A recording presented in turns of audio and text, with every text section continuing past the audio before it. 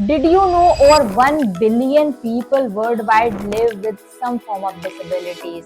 और अगर आपकी वेबसाइट एक्सेसिबल नहीं है, you might be excluding huge part of your audience. But here is good news. आपको एक्सपर्ट होने की जरूरत नहीं है. So in this video, I will show you some beginner-friendly steps to improve accessibility and user experience. Okay, so let's go.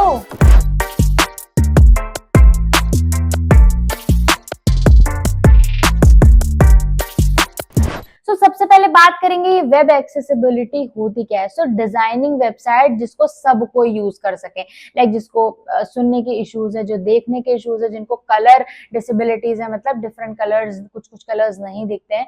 सो वो इन सब ये सारे लोग उस वेबसाइट को इजीली एक्सेस कर सकें. Okay, so think like that कि अगर कोई मूवी है, लेट सपोज, है ना, हॉलीवुड मूवी है और आपको समझ नहीं है, आपको इंग्लिश नहीं आती है, तो आप क्या करोगे, मतलब, है ना, और आप देखना चाहते हो तो उसमें अगर सब टाइटल्स होते हैं, लाइक हिंदी में सब टाइटल्स हैं, then you can watch that easily, मतलब आपको समझ में आ जाएगी.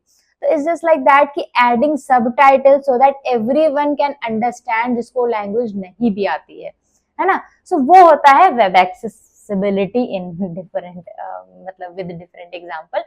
सो इस तरह से होता है. अब हम इसको कैसे अचीव कर सकते हैं वो हम स्टेप बाय स्टेप देखेंगे. सो देखते हैं सबसे पहला step, that is use proper HTML structure. So जब HTML5 नहीं आया था उस टाइम पे मीनिंगफुल HTML टैग्स नहीं होते थे, तो मेनली एरिया का यूज होता था सो दैट उस एलिमेंट को हम मीनिंग प्रोवाइड कर सकें. ओके, बट अभी क्या है, हमारे बहुत सारे ऐसे HTML टैग्स अब सब मीनिंगफुल आते हैं, लाइक हेडर, नैव, मेन, फुटर, H1 H2, तो काफी सारे हैं. तो आप जो प्रॉपर टैग जिस चीज के लिए दिया है आप उसी के लिए ही यूज करो. लाइक हेडिंग हमारी एक होनी चाहिए पूरे उस पे, तो आप H1 सिर्फ एक रखोगे. सब हेडिंग के लिए H2 होता है तो सब हेडिंग के लिए H2 रखोगे. फुटर के लिए फुटर होता है तो फुटर रखोगे. हेडर के लिए हेडर होता है तो हेडर. नेविगेशन बनाना तो नैव के अंदर.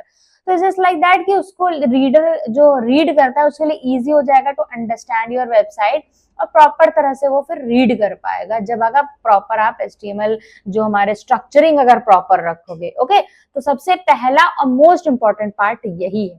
अब देखते हैं step 2, add alt text to images.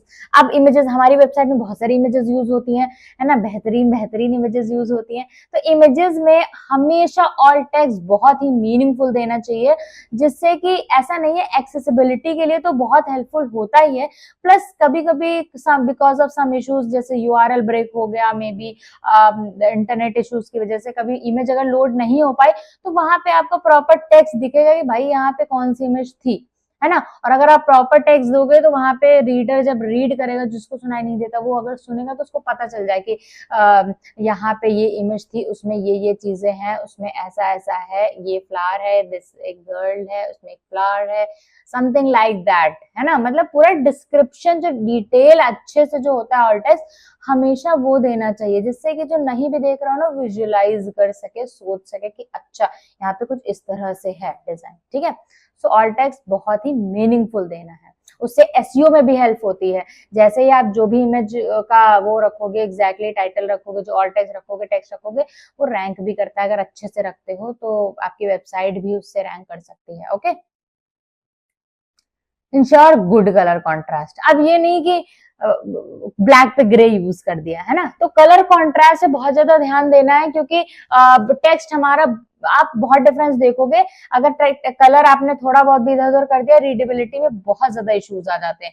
मतलब ऐसा लगेगा ये तो आंखों में चुभ रहा है कोई कलर, या फिर ऐसा लग रहा है कि बहुत फोकस देके रीड करना पड़ रहा है ना. कुछ कलर्स ऐसे होते हैं कि बस देखा समझ में आ गया टेक्स्ट, जैसे ब्लैक पे व्हाइट कलर, है ना. तो इस टाइप का कलर जो बहुत ज्यादा वैसा ना हो जो आईज में चुभे, एकदम स्मूथ कलर, स्मूथ वेबसाइट, पता ही ना चले कि बैकग्राउंड पे टेक्स्ट लिखा है, टेक्स्ट पे कुछ और कलरिंग दी गई है ना, मतलब एकदम सटल अच्छे से कलर, है ना. तो आपको ये हमेशा ध्यान देना है. अब बढ़ते हैं third, sorry, fourth, add labels to form.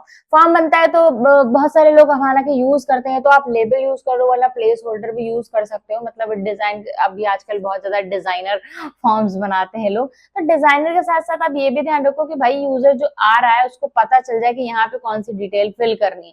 खाली इनपुट बना दोगे तो समझ नहीं आएगा. अब वो आप कैसे लेबल स्टाइल करते हो to make it more attractive, वो आप पे डिपेंड करता है। बट ऐसा नहीं कि गायब ही कर देना है। कभी कभी ऐसा होता है कि आप फॉर्म देखोगे, जैसे ही आप इनपुट पे क्लिक करोगे वो प्लेस होल्डर होता है, मतलब जैसे ही इनपुट क्लिक करोगे वो प्लेस होल्डर उठ के लेबल बन जाता है, ऊपर चला जाता है, फिर आप टाइप कर दो, नहीं टाइप करोगे तो फिर वो अंदर आ जाता है। तो मतलब डिफरेंट डिफरेंट स्टाइल्स होती है।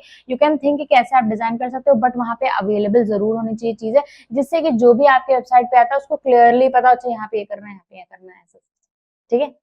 ओके, अब बढ़ते हैं fifth, make interactive element easy to use. अब ऐसा नहीं आप कुछ, लेट सपोज आप कोई सामान बेच रहे हो, कोई भी प्रोडक्ट बेच रहे हो, आपने बाय नाउ वेस्ट इन सबकी एकदम ही घुमा घुमा के रखा, इरिटेट हो जाएगा, कोई नहीं रुकेगा। जो आपका टारगेट, जो आपका गोल हो वो बहुत इजीली एक्सेसिबल हो, लाइक लिंक्स हो गई, कहाँ नेविगेट करना है, इजी एक्सेस होना चाहिए। लिंक्स के कलर्स हो गए, लिंक्स के टेक्स्ट हो गए, जो भी इंटरैक्शन वाली चीजें होती है उनको बहुत ज्यादा हाईलाइट करके रखना है, प्लस इजी टू नेविगेट रखना है कि भाई जो भी यूजर आता है वो इजीली वहां पे पहुंच सके। ओके, सो यही सिंपल स्टेप्स आप अपनी वेबसाइट पे अप्लाई करो। और भी ज्यादा रूल्स होते हैं, बट दीज आर बेसिक और दीज आर इंपॉर्टेंट वन। अगर आप इतना भी करोगे तो चलेगा।